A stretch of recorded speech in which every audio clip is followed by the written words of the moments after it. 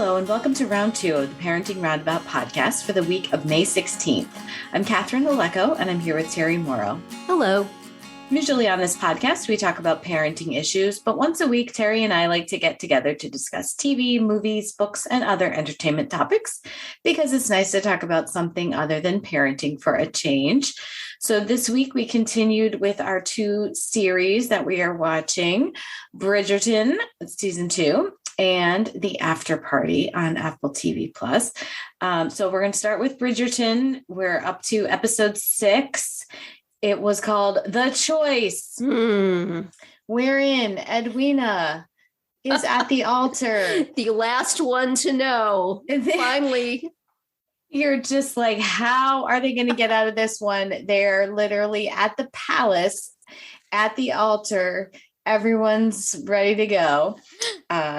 I was thinking, is Mrs. Bridgerton going to stand up when they say, does anybody object? Right. I was waiting for that. Yeah, but that she did not look pleased. So yes. Spoiler, they didn't go through with it. Yeah. Edwina is the last person in the room to notice the way Anthony looks at Kate. You know, and Kate looks at Anthony. Exactly. Yes. It's right there up on the altar while he's supposed to be looking at her that way. Mm-hmm. And she understandably flees from the church. Right. And despite many people urging her to just, like everybody else, duty, let's, Anthony makes just an absolutely romantic plea to her to, well, I'm doing my duty and you do your duty and we'll do our duties together. It'll be great, hon. And she says, well, golly. No, thank you. Since you put it that way. Right. And so she, unlike the other 2, she believes she deserves love, this silly girl. Put that silly notion in her head. She wants a husband who, is not just, well, okay, this is my function, this is your function, let's function together. Right. And then, she's mad at her sister who is all about duty also. I did what I had to do. Mm-hmm. This reminded me of there's an episode in The West Wing that had that Gilbert and Sullivan plot running through it. And some point somebody says, it's the one about duty. And somebody else says, they're all about duty. Right. They're all about duty in this episode. Except Edwina. Edwina will not have it. And she's pretty ticked at Kate. And, she did not ask for Kate to sacrifice her life for her. So, she doesn't want her pity and she doesn't want her betrayal. And so it looks like it's going to be a huge disaster because the queen, when the queen plans your wedding, you're sort of expected to go through with it. She's throwing you a big party, sweetie. But then Edwina charms the queen by being extremely gentle and kind to the king who, has some kind of dementia or other problem. And proved herself to be a diamond indeed. Mm-hmm. Lovely young woman. Yes. Who surely there is some suitor who will agree to love her. Mm-hmm. Dowryless. Well, it will have to be love, won't it, if it's dowryless? Yes. Although certainly with the blessing of the queen, which is nothing. Mm-hmm. So one would think, well, surely this will mean that Kate and Anthony can get together now. But you know what? Still 2 episodes left. So that ain't going to happen. Gotta have some fallout. Gotta have some complications. Yes. And of course, they're still both duty. Mm-hmm. No, we can't just give in to our passion, even though they did kiss finally. They did finally kiss. The end of the 6th episode. Yes. They kissed already. Mm-hmm. And right there in the church. Yeah. In front of God and nobody. But but still I see complications because I'm trying to figure out why. I see approximately 100 and 10 minutes worth of complications. Yeah, maybe they get 10 minutes at the end to be happy. But, other than that, and Daphne gave her brother many sternly worded, admonishments and looks, and he was having none of it from her, which honestly, you can't really blame him. But I'm trying to figure out why I am more in. This one seems so much slower to me than the first season. And I remember that I was very impatient with it for a few episodes, and then it got going. And I think part of it is because when Daphne and the Duke got married was not the end. Then there were more complications after that. Yes, right. You didn't have to wait all 8 for them to finally get over their will they or won't they. Mm-hmm. You had this yay, and then it was like, oh, he's got problems. So, and the other thing I think is, didn't we watch it all in one weekend and then talk about the whole thing? Yeah, we did. Let's do that next season. I don't think this bears up under waiting a week between episodes. Come on, really? Right. So my impatience caused me to do a bad thing, Catherine. I will try not to have it bounce off on you. I did not watch it. I read recaps. Oh. I read the recap of this episode before I watched it and the next 2. So I know it's going to happen though, because I am an old lady. I don't necessarily remember in which episodes. Right. So, but it's just like, I am the kind of person who does like peek at the end of the book. So I'm evil and must be disregarded, but it's just, I can't, it's like, come on. We've known from like, how many scenes into the first episode that these were going to be our couple, that it was going to end up together. Throw us a bone here someplace, will you please? So, I mean, they could get together and then undo all the mess they made instead of undoing all the mess they made and then getting together. I mean, duty, but still. Yeah. Enough. Edwina should require them to wed immediately. She's on a roll now. She's got some juice. She can probably get it done. Showing some spine. He's going to want them to suffer for a little while first, I'm sure. And they do suffer so photogenically. We've got those suffering for duty faces just down to a T by this time. Right. Oh, kids. Mm-hmm. Duty's not everything. It's not all it's cracked up to be. Right. Meanwhile, apparently, in the Featherington family, the young heir has a thing for Mrs. Featherington. Oh, dude. We thought Anthony had problems. We thought the Duke had problems. Oh, honey. I think he's just like wowed by her craftiness, by her duplicity. Yes. Nothing quite so sexy as an older lady who's duplicitous. That's what you want to hook up with, young man. Mm-hmm. That's what you want to go for.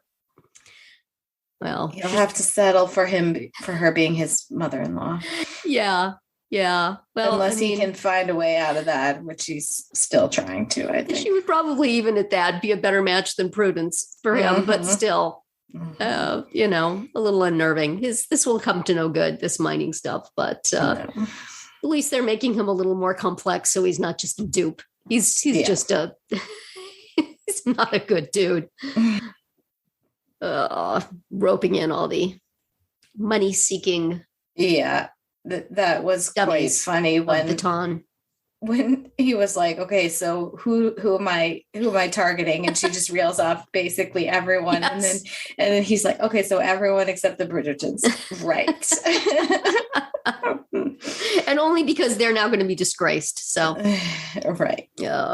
Tough times ahead for them Bridgertons. Oh my. I suspect they'll find a way. I do, since the series is named after them. Next season on Featherington. No, it's not happening. No, definitely is not. Oh dear. And I guess, are we to believe that as of the end of the episode, the Queen thinks that Eloise is Lady Whistledown? I think that was certainly what is suggested, which Well, the Bridgerton's already in enough trouble. You might as well just pile it on. Just bring all the disgrace now. Let's just get through it. And then we'll just Anybody else? Hyacinth, you got something you want to tell us? Hyacinth, she's like 10. Perfect. Well, 10-year-olds stealing from anybody, you sneaking off to play poker, you chatting up any cute boys who sell newspapers or something. They don't watch them every second, these Bridgertons. They got minds of their own. They certainly do. Oh my. And poor Penelope. She thinks that Colin gets it, but he does not. Yeah. Because it's only episode 6. And it's only, let's see, Colin is 2 more seasons. So we're sorry, Penelope. I'm not even sure what order they're going. Put your hopes on the shelf, sweetie. Well, if it's going alphabetically from here, she's got a couple of seasons to wait. Right. Just keep hoping. Well, so much trauma. At least there was some action in this one. At least there was some movement. At least Edwina became a exponentially more interesting character. Yes. And it's kind of hurts when that spine grows in, but there it is. There it is. You're already standing up very straight in that dress, so there's slides right in. But those dresses, they're so uncomfortable. They're so comfortable, except for the chestal area. Yeah, which I wonder how one breathes. Yeah, but you bump into things, I would think. I enjoyed Kate's site for hiding out. Yeah, a closet full of just royal objects. That's right. You could have just stayed there all day. Mm-hmm. It's rather like the sort of place Anik is always hiding in the Afterparty. That's right. Yes. Except she has no phones or listening devices to hear what is happening in other rooms. Right. Wouldn't that be fun? Lady Whistledown needs to get her some of that. Mm-hmm. Surveillance equipment. Where's the time? Well, shall we mosey on over to? I suppose we should. Another show. Bridgerton, I know exactly what's going to happen, and I want them to get there. Afterparty, I have no idea what's going to happen, and I want them to get there. Come on. This one seemed particularly, we got 8 episodes. What am I going to do? Yeah, so this was Let's do a cartoon. This was the Zoe episode, and it was a cartoon. Did you remember that Zoe was an artist? Yeah. I did not. That she was the art teacher, and then she became the principal or whatever. Mentioned once, I think. Maybe. Yeah. Maybe that scene was repeated a couple of times. Right. I mean, the one of the things we learned was that Jennifer 2, the missing Jennifer 2, is the one who was sending the threatening messages to Chelsea. I would say that was the only thing we learned. Yeah. And it was way at the end. Right. We learned that maybe Zoe needs therapy. But I don't know. It seemed like time marking. Mm-hmm. The Jennifer 2 keeps on going with that worst person involved here. Could it possibly be that she's the murderer, please? But yeah, she's the one that's conspicuously missing and has been for a few episodes now. Yes. But yes, they found yet another way for Anik to eavesdrop, which was by accidentally leaving his phone. I don't think he accidentally left it. No, deliberately leaving his phone in the room, and then using Jasper's phone to listen to it. Jasper's low battery phone. Mm-hmm. Always have a charger with you. I always have a charger with me. I guess guys don't have purses to put one in, but that was a funny scene though of finding a charger, but there was a phone on it. Well, what is the etiquette? It's universally agreed that 30% is the minimum threshold at which you can unplug someone's phone. Yeah. I bring my own. Works out better that way. Yes. little brick. But what if somebody found it and unplugged it? Well, I don't know. I mean, I have like an actual charging bar that I can put it on top of. Right. So that you can keep it on your person. Exactly. I don't have to have it plugged anywhere. It can be in my purse. It can even be in my pocket if I have big pockets. So let this be a lesson to you, Anik. Right. Always have a charger with. Mm-hmm. So, okay. I thought the cartoon was cute. I didn't, the whole like sort of multiple personality thing was a little forced. I mean, it wasn't like a clinical. Yeah, I think it would have been better if it was shorter. It just, I get it. Yeah. And really didn't reveal anything in terms of implicating her. Right. Or mostly things we knew clearing her. Done. Yeah. Yeah. I did enjoy the cartoon depiction of Brett. Yes, that's true. Looking like a real bro. Yeah. So we move on, and now the doofus detective has implicated the detective who's been doing all the interviews as doing something she's not supposed to be doing, and she has to stop. So right, that is the cliffhanger that they gave us at the end. Yeah. Okay. But I mean, I felt like he wasn't sort of telling her anything. Like, didn't she know all along that she only had a certain amount of time? Yes, she did, but he's shutting her down earlier than that. Oh, okay. She was going to try to get it done before the guy from LA came. Right. And who she knew and didn't like or something like that. Mm-hmm. So she was trying to get it done by then, and he is shutting her down now. Okay. Although the captain told me, but what is he going to do? Right, because the captain already told her. Yes. So yeah, so I don't know, unless he tells all the people they don't have to talk to her, but they seem to want to talk to her. So, well, so that's why next week's is focused on her. Yeah, I like the conceit of each episode being the point of view of a different person, but I think you have to bring a little more new with each episode than they're really doing. It's not so interesting if you're just seeing the exact same things through a different perspective. I mean, maybe you learn a little bit about each person, but not so much with the clues, unless, I mean, if the final episode is wham, bang, here is everything that you saw and you did not realize was a clue, and right. In which case, you should watch them all at once. You should not spread them out over 8 weeks. Just like Bridgerton. Is it time yet? Yeah, I'd be interested I wonder if the book that this season of Bridgerton is based on had more things in it that they just didn't use. Because it just seems like it's quite enough plot. Seems like the first one. Yeah, well, and the first season had to, introduce the entire family. Right. So. But I don't know.